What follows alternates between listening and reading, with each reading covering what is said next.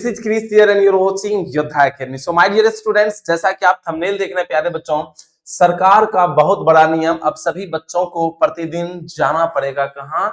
School. जी हाँ प्यारे बच्चों, अब आपको स्कूल जाना पड़ेगा क्योंकि सरकार जो है, जो शिक्षक बीपीएससी जो बहाल किया गया है, उसे बिल्कुल भी वो बैठ के रहने नहीं देंगे, क्योंकि उनका मानना है, सरकार का मानना है कि जब हम इतने पैसे दे रहे हैं शिक्षकों को, तो बच्चे की पढ़ाई होनी चाहिए।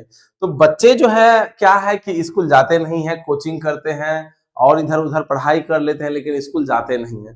तो अब काम नहीं चलेगा, अब आपको हर हाल में स्कूल जाना पड़ेगा, क्योंकि सरकार का ऐसा नियम आ चुका है कि आप ना चाहते हुए भी, है ना, आपको क्या जाना ही पड़ेगा, कहाँ? स्कूल।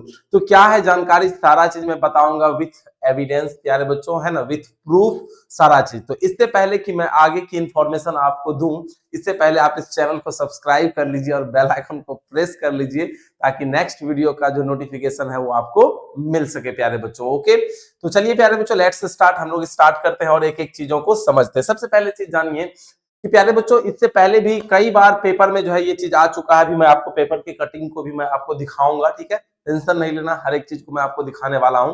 तो इससे पहले भी नियम बन चुका था, जिस समय मैं भी पढ़ाई कर रहा था, तो उस समय भी ये नियम हो चुका था, 15-16 के लमसम में ये हो चुका था कि स्कूल में जो है आपको 75 डेज का अटेंडेंस जो है प्रेजेंटेशन आपको देना ही पड़ेगा, यानी आपको प्रेजेंट होना ही पड़ेगा, यानी आपकी जो हाजिरी है वो 75% होनी चाहिए, तभी आपकी फॉर्म क्या भरी जाएगी, नहीं तो अन्यथा आपका फॉर्म नहीं भरा जाएगा, यानी जो फाइनल जो फॉर्म होते हैं, जो आपके एडमिट कार्ड आते हैं। लेकिन क्या था कि उसमें कोई वैसा कुछ था नहीं, तो शिक्षकों को पैसा देके या स्कूलों में किसी तरह के ऐसे वैसे करके आराम से कर लिया जाता था, लेकिन अब वो बिल्कुल भी नहीं होगा।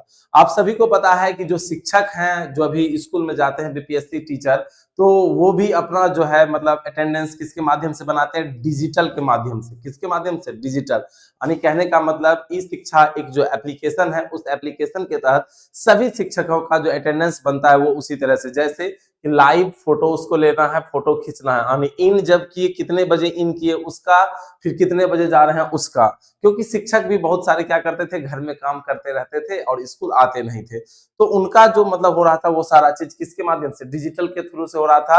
अब आप लोग का भी होने वाला है क्या? डिजिटल के ही थ्रू, ठीक है, यानी आपका भी अब क्या होगा? डिजिटल के ही थ्रू होगा प्यारे बच्चों।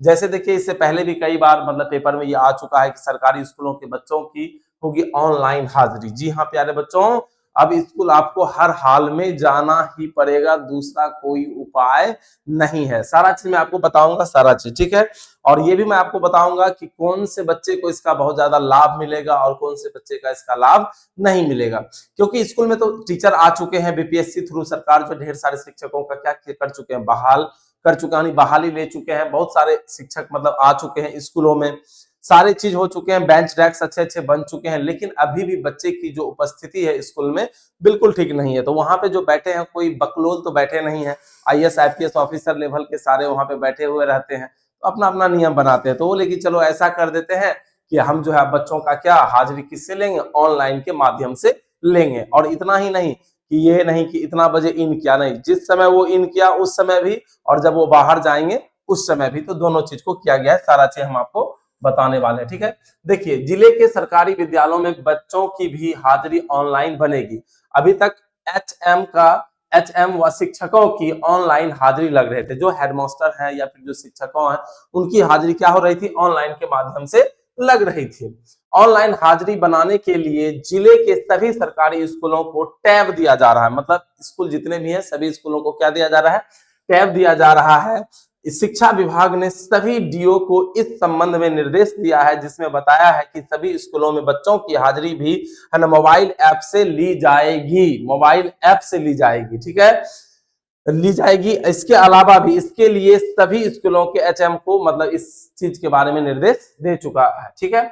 स्कूलों में ऑनलाइन हाजिरी के लिए एचएम व शिक्षकों को 2 बटन दिखाई देंगे, एक बटन स्कूल इन का और दूसरा आउट का होगा।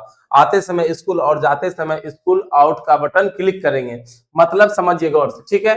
तो जिस तरह से शिक्षकों का क्या अटेंडेंस हो रहा है ना, बन रहा है, उसी तरह से है ना बच्चों के भी होंगे, उसी तरह से क्या बच्चों के भी होंगे। सरकारी स्कूलों में अब छात्रों की ऑनलाइन बनेगी हाजिरी, जिले के सभी सरकारी स्कूलों को मिलेंगे टैबलेट। अब जैसे कुछ बच्चे को लग रहा होगा कि सर ये कब से ये नियम होगा, क्योंकि लगातार पेपर में ये बार बार आ रहा है, ठीक है।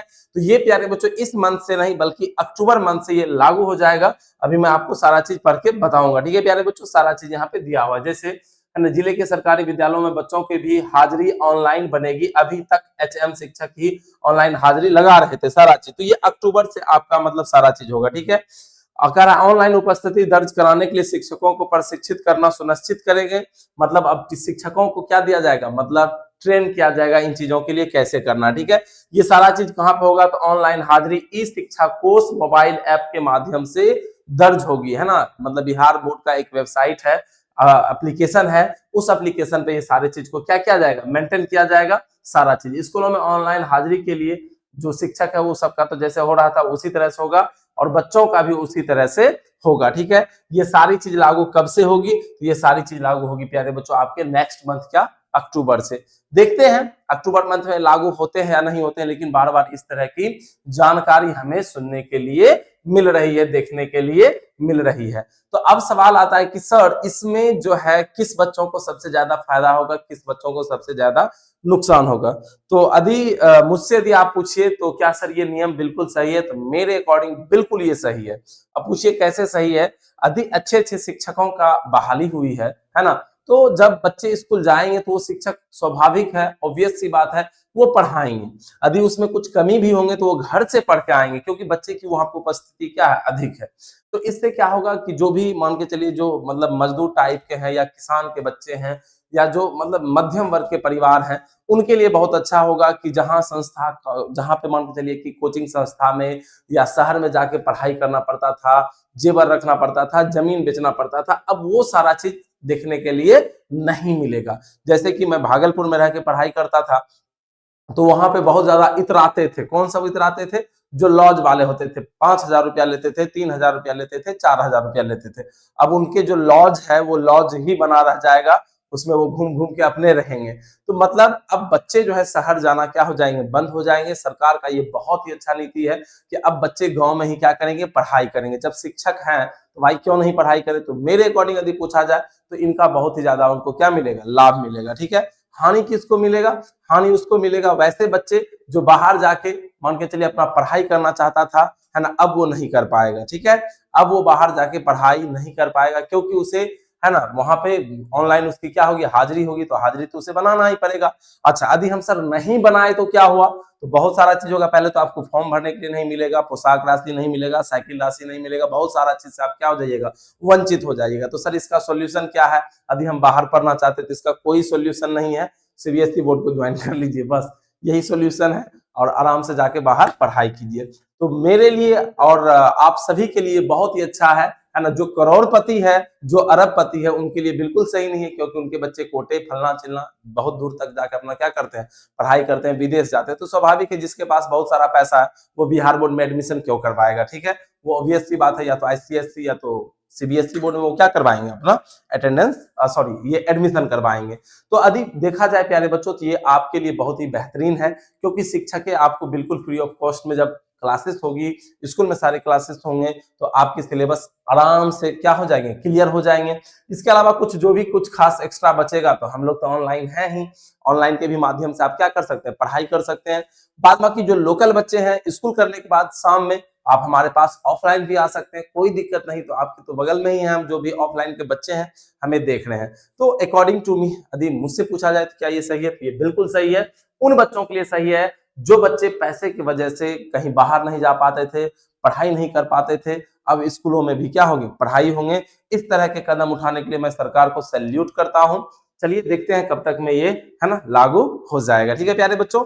और एक जानकारी आप लोग को देनी है प्यारे बच्चों की 15 तारीख से जो है क्लास 12th हो या 10th हो, सभी की क्लासेस प्रॉपर रूप से स्टार्ट हो जाएगी, क्योंकि सारे शिक्षक आ चुके हैं और सारे चीज जो पढ़ाए जाएंगे वन शॉट पढ़ाए जाएंगे, वही पढ़ाए जाएंगे जो आपके बोर्ड एग्जाम में पूछे जाते हैं, ठीक है। सारा चीज जो कि निश्चित आपके बोर्ड एग्जाम में लड़ेगा, ठीक है प्यारे बच्चों। तो यदि आप इस चैनल पे फर्स्ट टाइम आए तो चैनल को सब्सक्राइब कर दीजिए और 15 तारीख का इंतजार कीजिए, क्योंकि वहां पे सारा चीज आपको मिलने वाला है, नोट्स मिलने वाला है जिसे आप पीडीएफ कहते हैं, मटेरियल मिलने वाला है, सजेशन मिलने वाला है और वीवीआई क्वेश्चन है ना आपको कराया जाएगा, चाहे वो सब्जेक्टिव हो या ऑब्जेक्टिव। ठीक है प्यारे बच्चों, तो आज की जानकारी आप लोग को कैसी लगी मुझे जरूर कमेंट्स करके बताइएगा, क्योंकि आपके कमेंट्स से है ना मुझे बहुत ज्यादा क्या एनर्जी मिलती है। तो लाइक बटन कर दीजिए और इस वीडियो के नीचे कमेंट करके अपना राय जरूर दें। सो तब तक के लिए टेक केयर, जय हिंद, जय भारत।